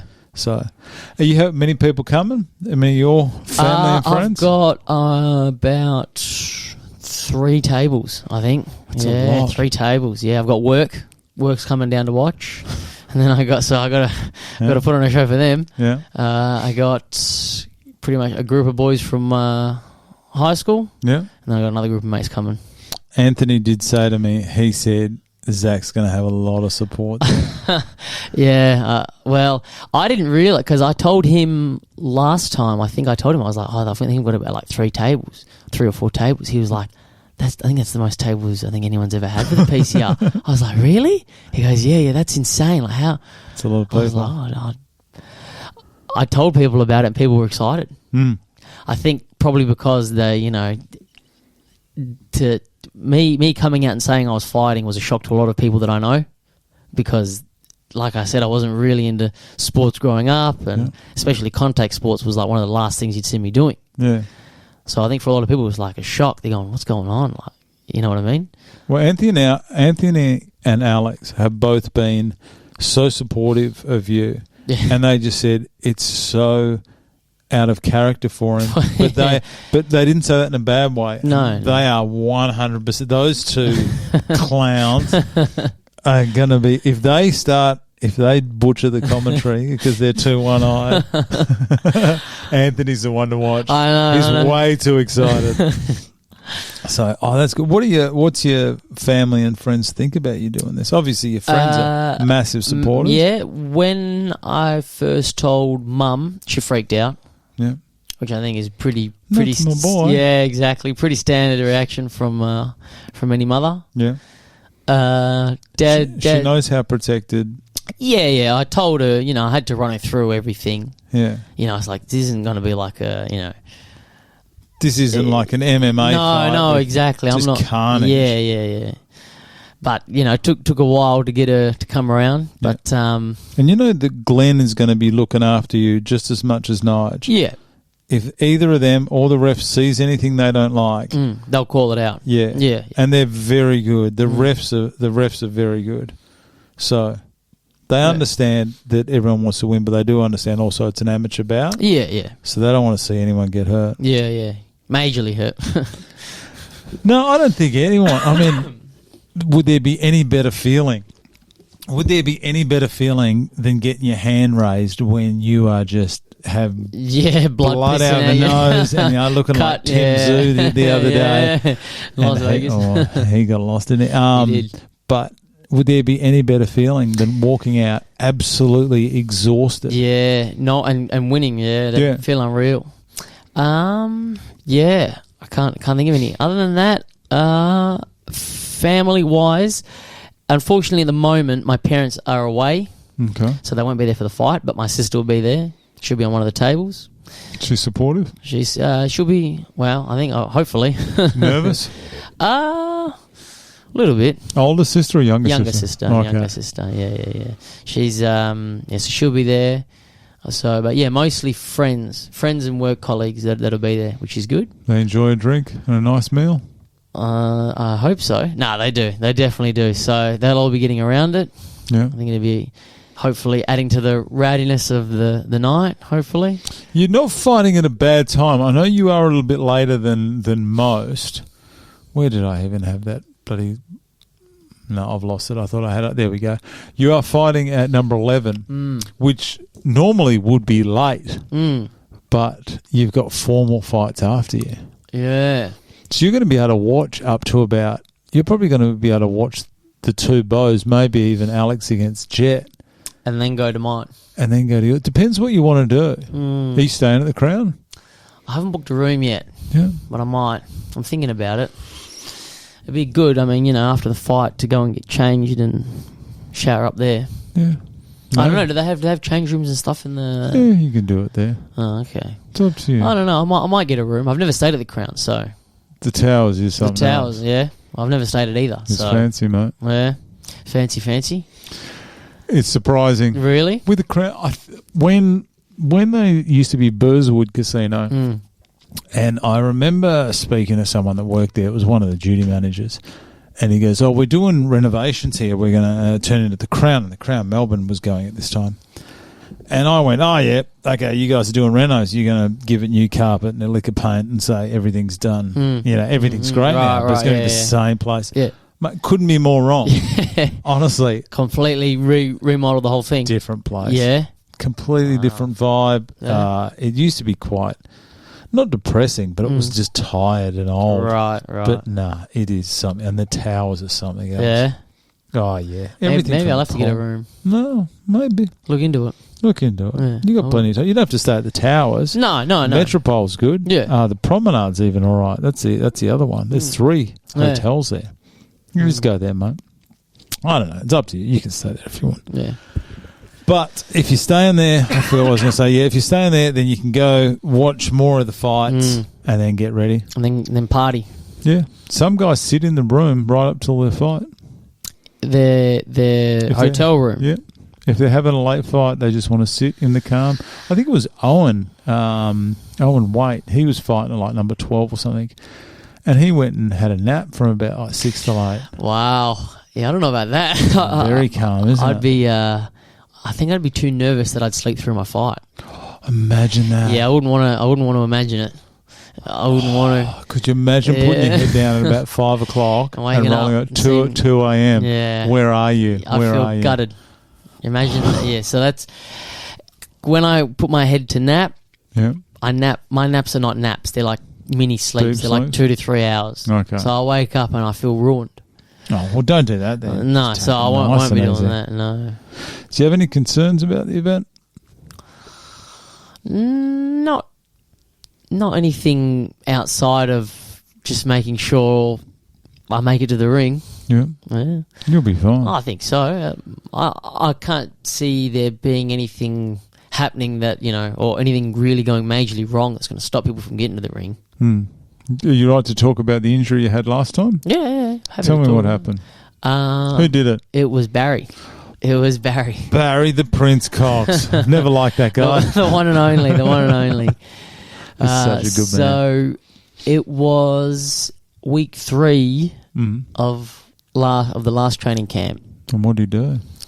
We were sparring, and I threw a jab, and he got under it, and he threw, I think, a right hook, and it got me there. Power or just in the right spot? I don't know. I think it was a bit of both. Yeah. I think it was a bit of both because when it landed, it made like quite a loud noise. Yeah. That even both coaches, like, they heard it, Yeah. and they pulled me out pretty much straight away. Yeah. And Barry would never try to hurt you. No, obviously, Barry. no. I know it was. At the end of the day, I mean, it's a combat sport, so I'm not going to hold it against him that I got injured. You know what I mean? It's comes with it. It's to be expected that. Yeah. You know what I mean? Oh yeah. Yeah. The same thing happened to Matty Cox. He got the broken ribs Yeah, as well. yeah. There was a couple of people that got it, I think. I think Vince did his. Yeah. So Big after that, I think it was about 2 days later, I woke up and I was like in a lot of pain. Yeah. I could barely move, and I went and got it X-rayed that day, and then I think a day later I got the phone call saying, you've got 2 minor fractures on your ribs. And then Which one, the floating ribs or the ones above it? 6th and 7th. Oh, okay. Yeah, on the left. So that was annoying, very, very annoying, because I was in bed for about a week after that. Can't get a full breath of air in or anything, can you? Nothing. Sneezing, laughing, coughing, full inhales, anything to do with your breath was just out the window. And that wasn't even full breaks. I could not imagine the pain of a full snap. That must be unreal, because this was like, it was stuffed. Yeah. It was bad. That week I was in bed.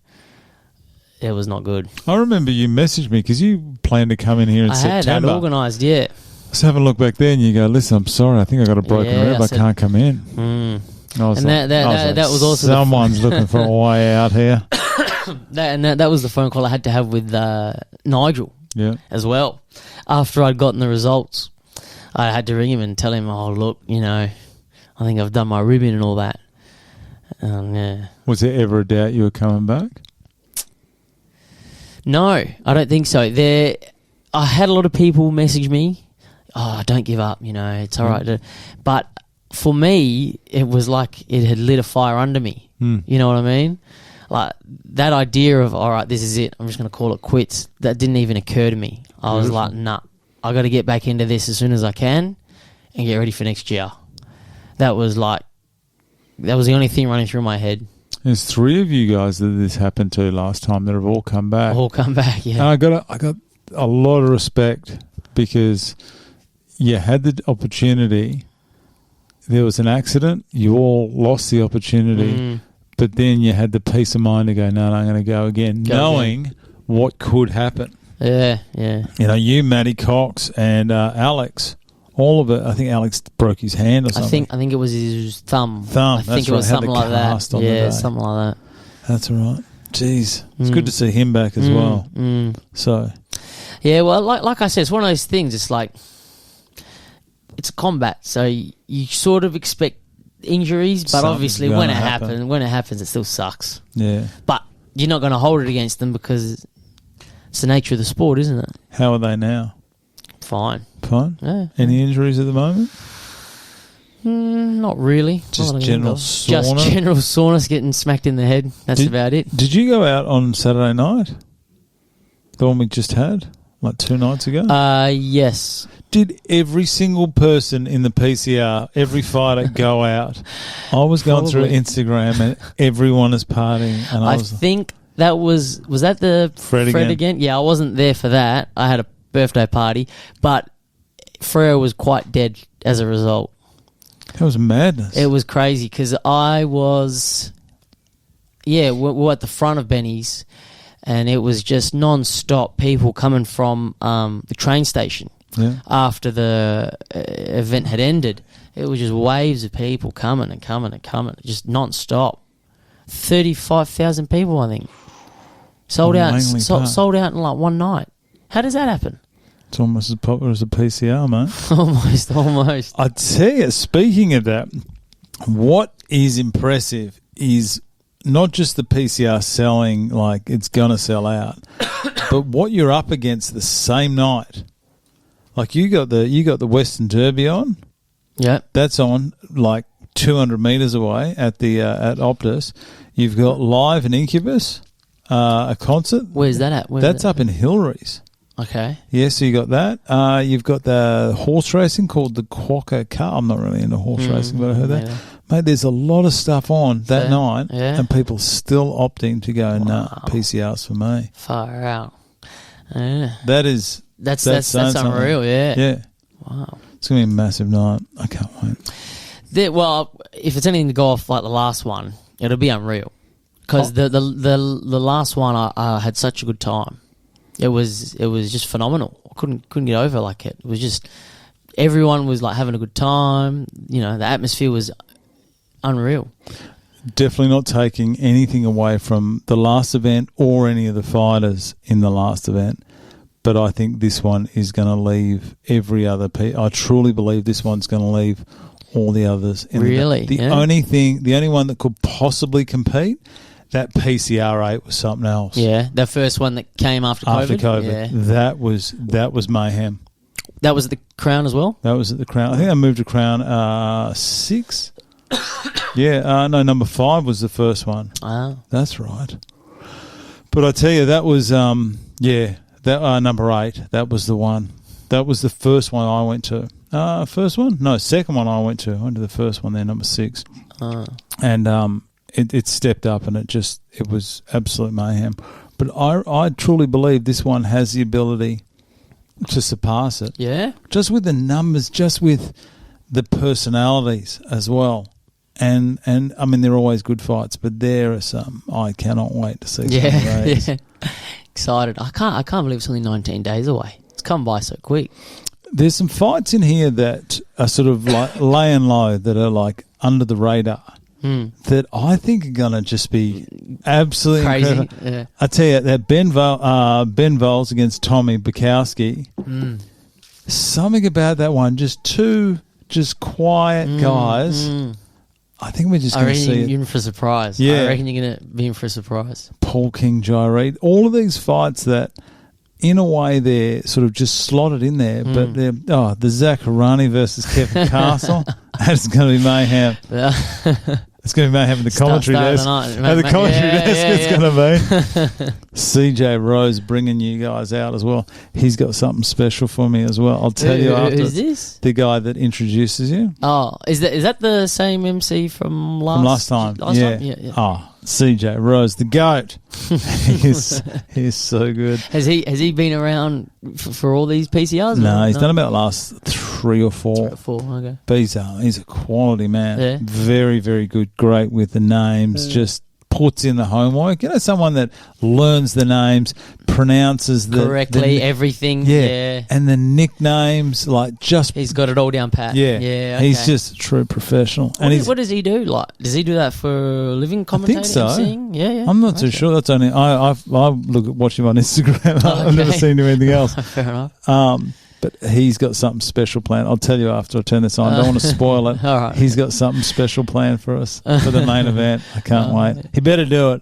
If he doesn't, for the Hudson and the Hudson and the Tracy. Yeah. He needs to save it for the end. His body won't be able to handle it doing it for every event. Jeez. So one of the questions I go, these are the early ones. You know what team? Team Red all day. All the way. Were you in teams when you got injured last time? I was injured, I think, a week out before they had organised teams. Okay. So I'm not sure which team I would have been on. Did you have an opponent or anything? Well, I think at the time they were maybe going to be matching up with Barry. That's a big ask. Yeah, I know. Oh, I know. I'd hate to fight Barry. So would I. Or Alex. Oh, those two. Yeah. Okay. Maybe that's a good thing. All right. We've been going 2 hours. 2 hours? 2 hours. You're right there. 2 hours, 3 minutes. Wow, I don't believe it. I know. Far out. That goes by quick. I know. What have we talked about? Nothing. I know. Can't believe it. Wow. Record's 420. 420. Held by Courtney, the spicy disaster. Wow. O'Connor, as her name is. One other thing I've got to mention about the event. I'm going to regret doing this. After the winners are interviewed backstage, I said I'd mention her name every single time because she loves it. She loves the attention. Ashley Bunny. Looking forward to seeing your back of house interviews. They're going to be something else. All right, that's it. I've mentioned you, Ash. I'm moving on. Your walkout music. Please tell me it's an 80s banger. Oh, it's going to be "Suspicious Minds" by Mr. Presley. Oh, I'm walking out to that. Yeah, I just put in S. Which version? It'll be the well, I haven't specified, but I'll probably go with that one, or I'm thinking the Aloha from Hawaii, because that one's a bit more punchy. Okay, that one's got a bit more of a. Let's have a listen. I was sort of going with the thematic of with the nickname, with the walkout song, sort of Presley inspired, because he's probably my favourite artist. Oh, the king! That's why you're the king. The king, yeah. Imagine if you fight Barry. He's the prince. Well, exactly. That's what I thought was going to be interesting last time, is if I'd fought him with the king and the prince. That would have been an interesting pair of nicknames, wouldn't it? Look at the king. Yeah, champion. Whereabouts in this were you coming in? I want to get... There's a part later on where it's got these trumpets and he's just going nuts. He's king. Yeah, exactly. Yeah, with the horns and the whole everything. And you just got that with the chorus. You got the big horns, the trumpets, everything as you come walking out. I reckon that'd be pretty sick. It's like an orchestra, basically, walking you in. You know what I mean? You got like an orchestra. You should get a band to actually walk you out. That'd Imagine be unreal. That. Bring the house out. I have a trumpet. Where is it? It is somewhere around here. I'm learning to play. Maybe I'll ask. No, I'm no good. No, I'm not good at it. That'd be great. Yeah, it'd be nice if you could come with a robe as well, but why don't you? Well, maybe I'll find one. I don't know. I can pick one up or something. Yeah, I think Mason, what did he come out with? Mason came out with sunglasses. All the blue team came out with silk robes last time. They got those blue ones. I think Jared Darcy went and just bought everyone robes. Oh, really? Yeah, I think so. That man's crazy. Oh, because I thought that was what like the blue team had organised. That was the gimmick. Was like they'd all have blue robes. I'm confident. Jared Darcy, who. Don't ever go to Jared Darcy Financial Management account because they're going to buy some silly things. I'm pretty sure Jared's gone, nah, let's go. Everyone, blue robes. Really? With personalised nicknames. With the nicknames on the back. Yeah. Because I remember when I saw it last year with all of them walking out in robes, I thought, Nigel's obviously organised robes for all the blue team members. Glenn, sorry. Yeah, but... Well, you're telling me Jared's done it. I'm confident Jared did it. He's a good man. He's a quality man. I'm friends with his fiance, and she's quality as well. Good on him. Good on you, Jared. I think they kept that quiet until the end. Okay, right. Just to show off. That's how they got 11 and 2, I think. Yeah. But Elvis had some hits. Big hits. Huge. I still think they're the best. Could be the great. This is probably one of his best songs, I reckon. Is this? This is like a couple of weeks, I think, before he passes away. This was his last televised performance. The overuse of piano here is just fantastic. All of it. It's just unreal. That the most insane part about it is that when before he starts singing and he's talking and he introduces the song and all that, he can't put a sentence together. Like he's so stuffed from all the drugs and all that. He's incoherent with how he's talking. And then as soon as he starts singing, it's just like it all comes back to him. You know what I mean? It's unreal. Like this, couple of weeks later and he's dead. Couple of weeks later. He must have just been filled with that many chemicals getting him by. Yeah. I think before every show they would have been like a concoction of just all sorts of crap just to get him through every performance. Imagine that. 44. He was 44 at that age. He doesn't look 44. It's my age. He does not look 44. I hope I don't look like that. No, I could tell. I think as long as you stay away from the peanut butter and jelly sandwiches and... Didn't he have peanut butter and bacon or something? Yeah, they called them the Fool's Gold Loaf. I think that was the name of the sandwich. You hollow out a loaf. It was a loaf of bread. Yeah. It was a jar of peanut butter. It was a jar of jam. It was banana, and it was bacon. A whole loaf. And I think there's a story where he met up with a general, or like an army general, and they just randomly on a whim decided that they wanted some of these sandwiches. So they hopped on his private jet and flew to the restaurant where they made them, and they bought like 16 of them, and then flew back and like ate them in the hangar with the private jet. They had like 16 of them.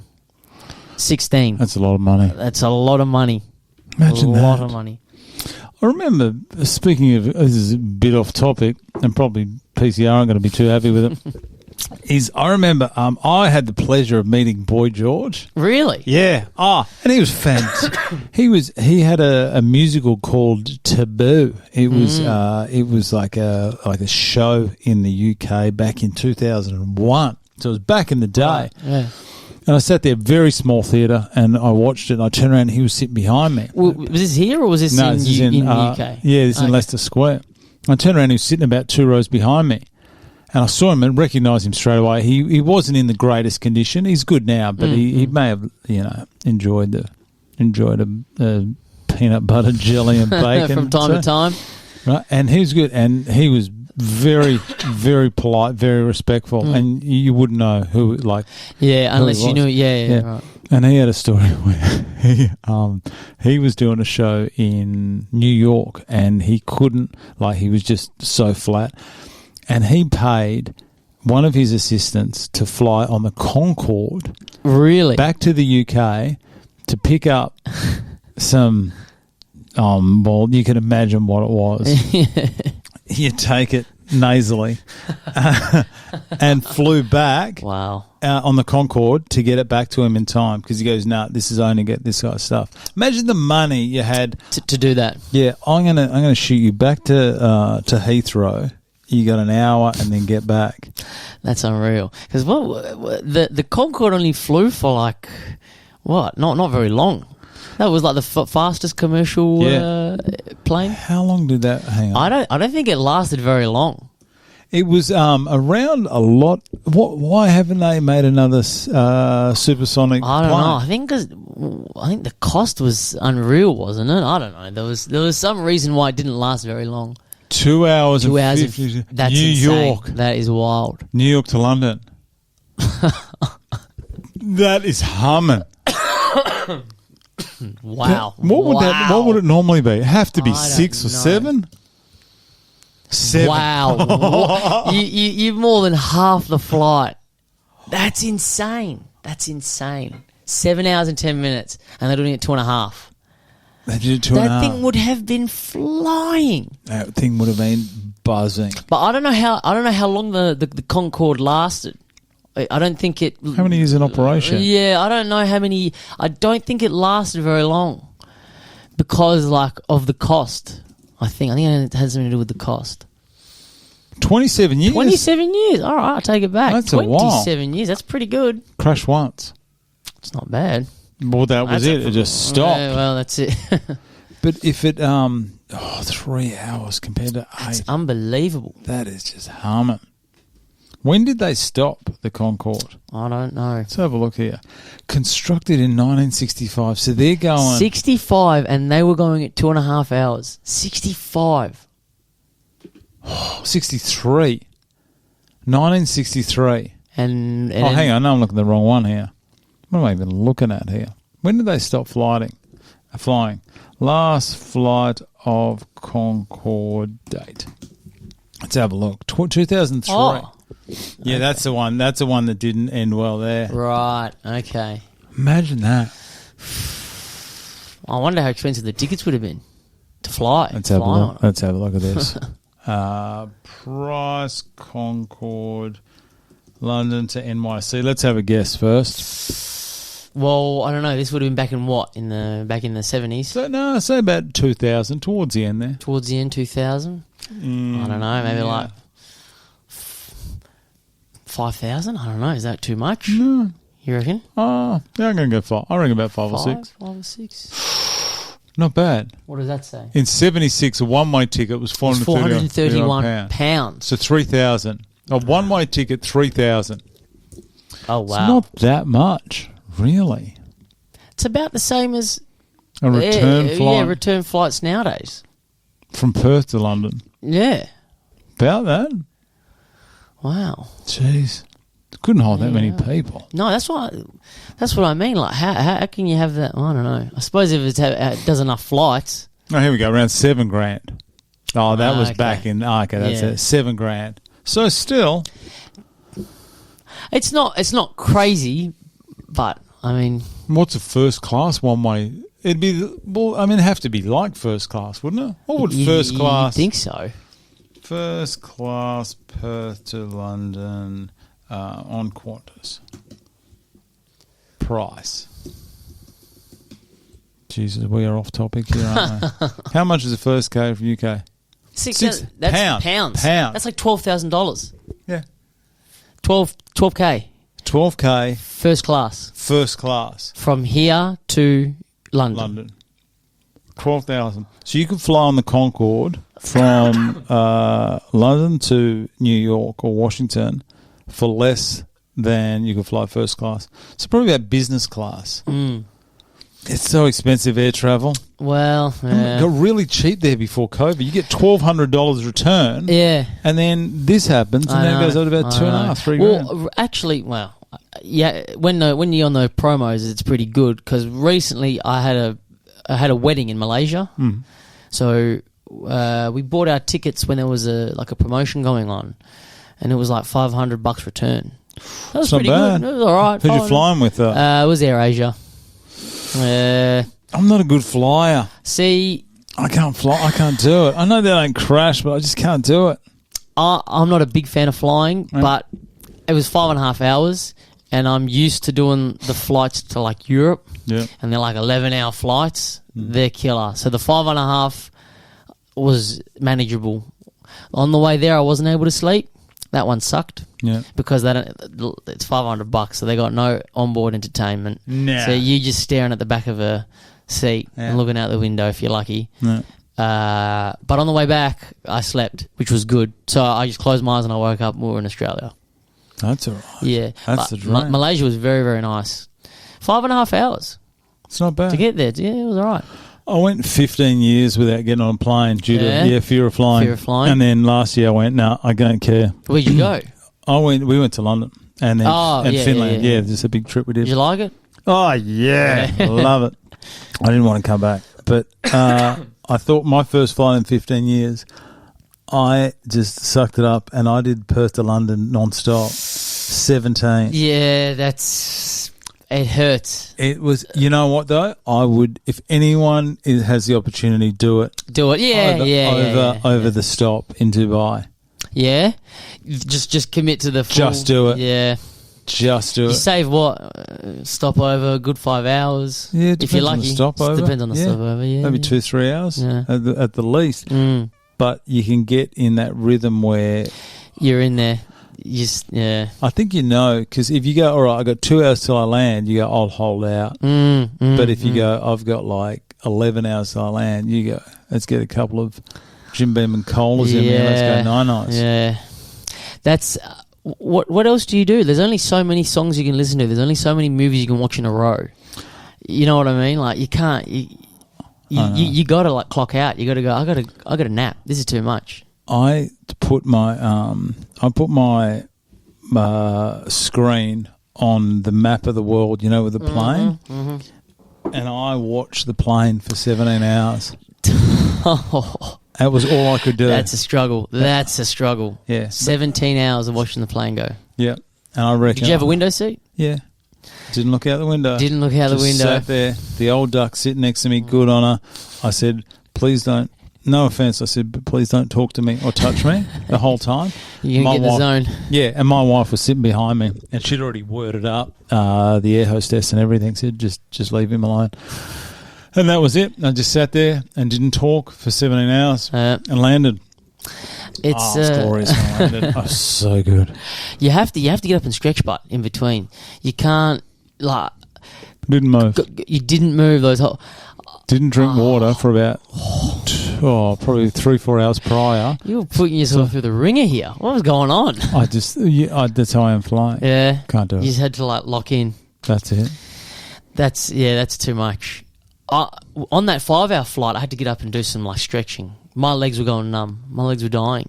It was getting too much. I can't imagine 17 hours of sitting still. I think I was that excited to get to London. Really? Where'd you stay in London? Where did we stay? We stayed in Stoke Newington for a bit, and then we went Paris and we were in Finland for a while as well. Okay, how was that? Glorious. Yeah. Absolutely Cold? glorious. Yeah, about between minus 23, minus 33 each day. Okay. Yeah, wow. so it was right in the middle of winter. Wow. And then we drove around the UK for a couple of weeks. And did you have any family or nah. No, just for holiday. That's why we go there. Yeah. Escape them. Nah. But how do we even get on? How the hell we get on the I don't know. I'm not sure. Concord. I started talking about Elvis buying burgers. And then you were talking about what's his name? Boy George. Boy George. Yeah. Just can we stay on topic for 2 seconds here? Anyway, let's finish this up. Okay. We've been going 2 hours 20 now. You know who your opponent beat. Mm-hmm. You walk out music. Elvis, it's going to be good. I'm going to like it. Are you going to sing? If they hand me a microphone. Should do. You should be able to come out in a full. I've got a. You know what? I know what you're going to say. I know you got a full white jumpsuit. Yeah. I just knew you had. Yeah. You know why? Because if I could afford one, I'd buy one as well. Yeah, I think I've got photos of it. I'll see if I can find them. Let me see a photo. Yeah, I'll show you a photo. Maybe, why don't you come out in full Elvis and just swinging those hips the whole way to the ring, and then. Do you remember the old Perth Wildcats pants with the buttons, and then just getting there from the front like a stripper? It's just not a bad strip idea. It all off. We might have to do some tailoring on the back of it, but I think it'd be possible. Yeah, that's the jumpsuit. Oh, that looks so good. Yeah. Got to put up the camera here. I'll put it up to the camera. See if it's got it. See if it's got it there. So yeah, maybe I'll look into wearing that. You should. But the only thing is. I suppose wearing everything else underneath, it's possible. Yeah. Why not? Maybe. Do it. Do it. I might have to. Do it. Check with Nigel first. I will. I'll check with Nigel. See what he says. Can you put all the buttons? Are they flared at the bottom? I think they are, yeah. Oh, they got to be. Got to be flared. But just buttons down the whole side. And then what you should do is get in the ring, and I get Nige to do it. Just get Craig to grab your front, and Nige just go and just rip it, and already have a PCR belt on underneath. It's not a bad idea. Oh yeah, maybe I'll have to look at it. Maybe I have to look at it. Suck on this, Kevin. I'll have to get some tailoring done then. I'll see if I got any tailoring mates. Just put some elastic bands so they just stretch like the king. All right, last up. Jesus, the wheels are falling off here, mate. Last up. After it's all done, this is my big concern. Obviously, I want 15 draws, and I want everyone to be okay. Yeah. So I'm probably the worst person to ask. Sorry, 14 draws and a win by Zak Hourani over Kevin. I said the same thing for Kevin the other day. Afterwards, there is a come down for everyone. And I know you've got a bit of a get-together on the Sunday where people talk about it and stuff. Have you got something in mind, or have you got some plans afterwards that are going to help you through the come down that will come? Win, lose, or draw, there will be, because I have one, and I'm not even fighting. From the event, you've got to come down, you mean? We feel flat afterwards. Yeah, flat. Yeah. This is such a build-up. Yeah, it's almost like I'm not even looking at what's next afterwards, but I do know that one of the guys at work, we have been talking just about maybe looking at running a half marathon, looking at doing just setting a goal, because exactly you finish the fight or it's all over and you're just thinking, what now? What do I do now? What's there to do now? you know what I mean? Because you don't have that goal to aspire to. So I think I was talking to one of the boys at work about, we were like, once this is over, maybe we look at, because he's been getting into his running, and obviously it's got to do with the fitness aspect of the boxing. So that could be something that we might look into. Maybe, yeah, that could be like another goal to strive for afterwards.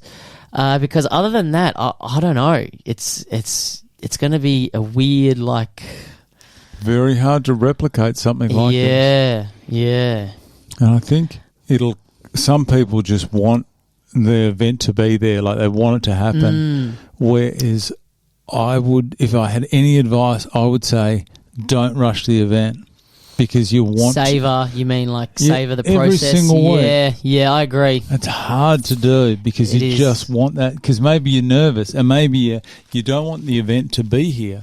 You just want the nerves to be gone. People go, just wish the event would hurry up, but it will get here so. No, quick. it will.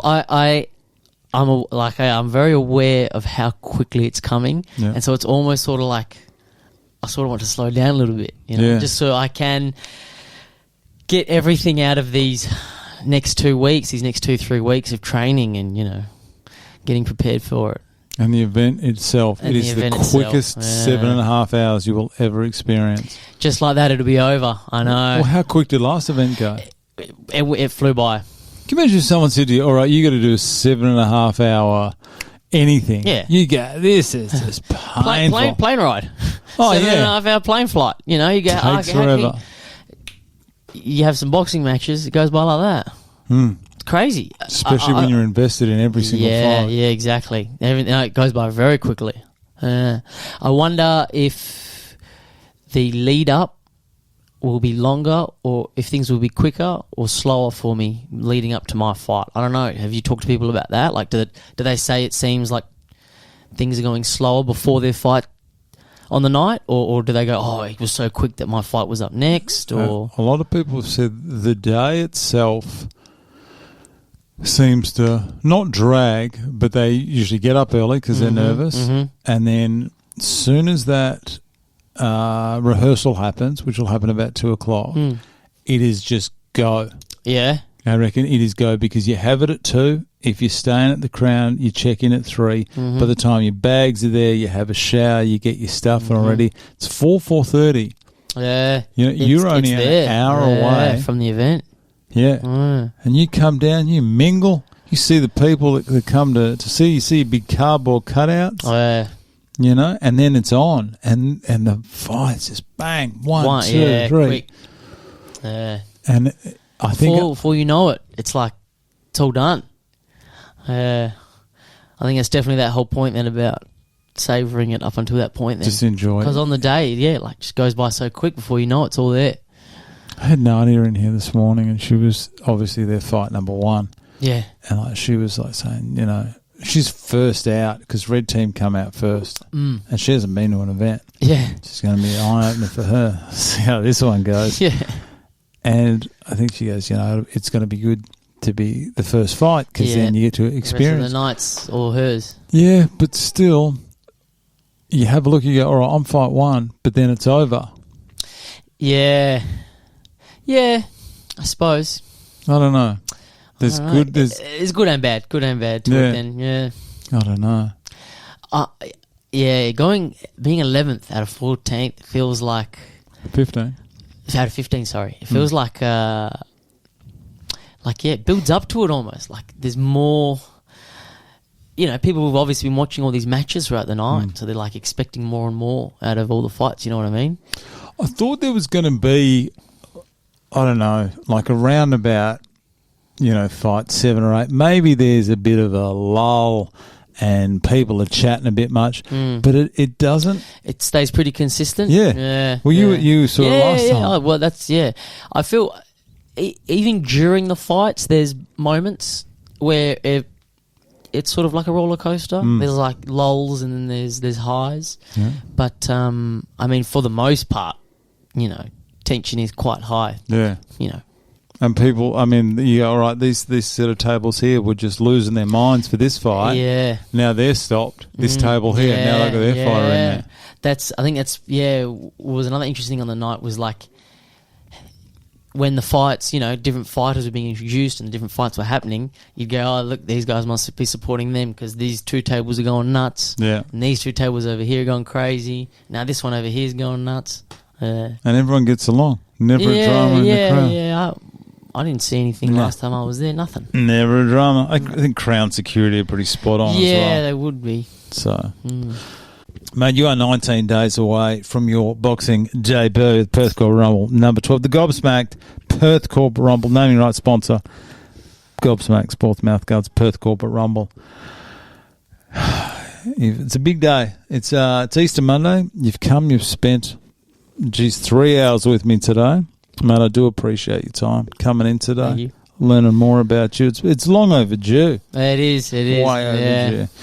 Mate, I want to wish you all the best for the event, for coming in today. And afterwards, after the fight's all done, you're always more than welcome to come back in here and have another chat. Of course. Thanks for your time today, buddy, and I'll chat to you soon. Cheers. Thank you. Ta.